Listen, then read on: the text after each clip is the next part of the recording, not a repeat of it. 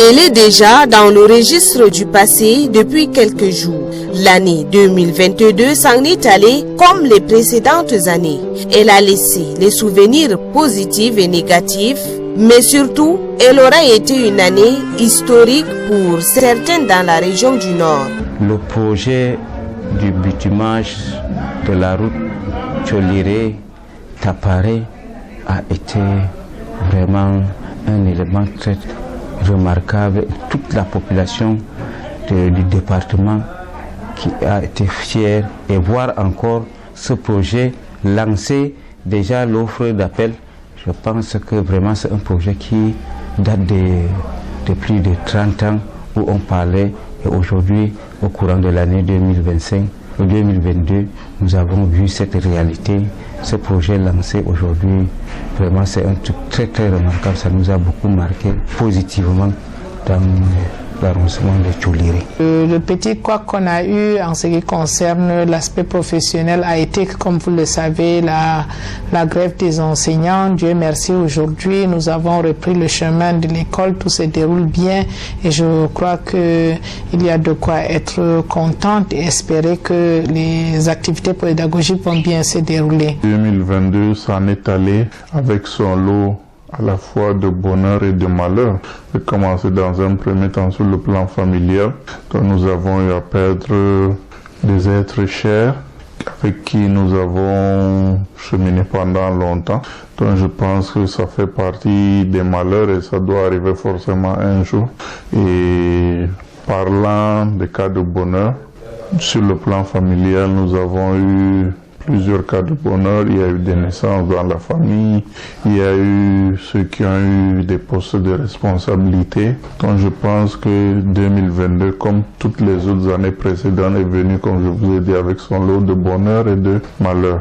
Parlant de la situation de la ville en général, je pense que la ville de Garoua s'est démarquée très positivement durant l'année 2022. Vous savez que l'année a débuté avec la CAN, Coupe d'Afrique des Nations, et Garoua a abrité une poule de la CAN, notamment la poule la plus relevée avec les équipes de l'Égypte et du Nigeria. Garoua a vu les huitièmes de finale, Garoua a vu les quarts de finale.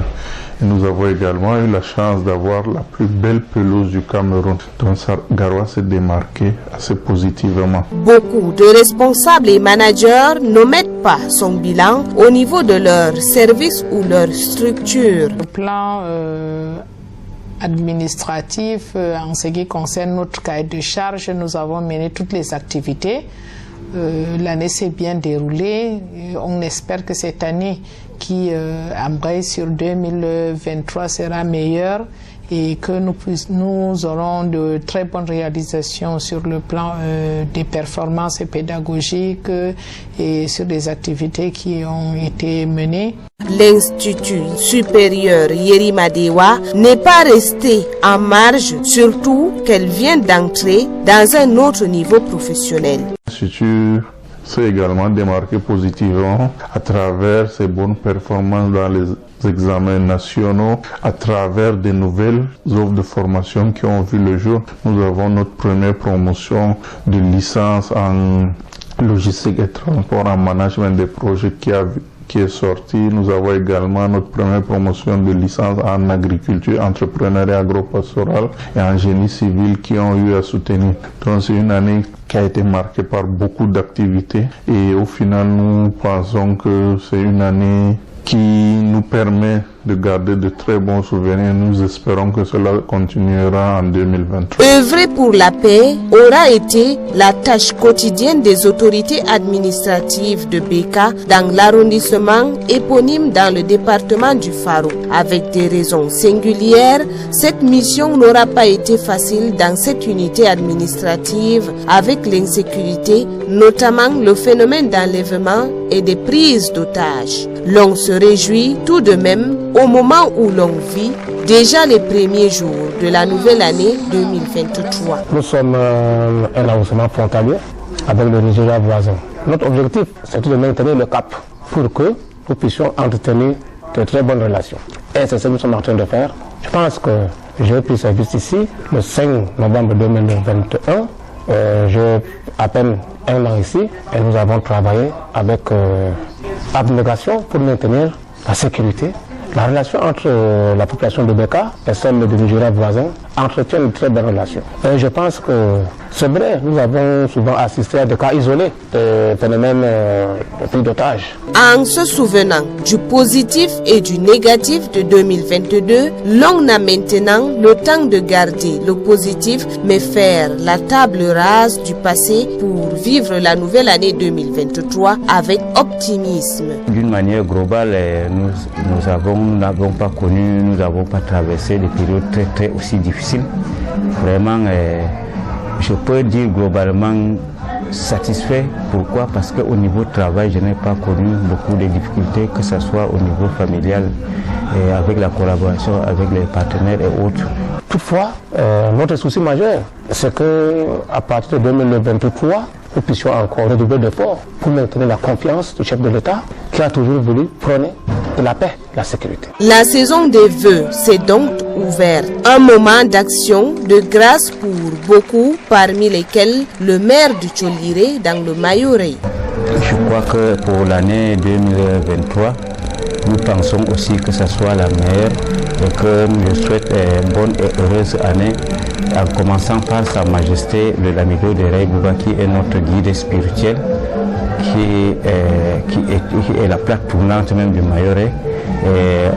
Je souhaite bonne année à monsieur le préfet du département du Mayuré, à monsieur le sous-préfet et toutes les autorités de l'arrondissement de Tcholiré, que ce soit administrative et traditionnelle. Si je peux me le permettre, de souhaiter les vœux le meilleur d'abord à Monsieur le Président de la République, son Excellence Paul Biya, qui est le Président national du RDPC, et à Monsieur le Premier ministre chef du gouvernement, à mon ministre, son Excellence le professeur Nalova Yonga, à Monsieur le secrétaire d'État auprès du ministre des enseignements secondaires en charge de l'enseignement normal, à mon secrétaire général au ministère des enseignements secondaires et à toute ma hiérarchie du côté de Yaoundé. En ce qui concerne la région du Nord, il est important aussi de souhaiter les vœux les meilleurs à son Excellence Monsieur le gouverneur de la région du Nord et à toute la hiérarchie locale.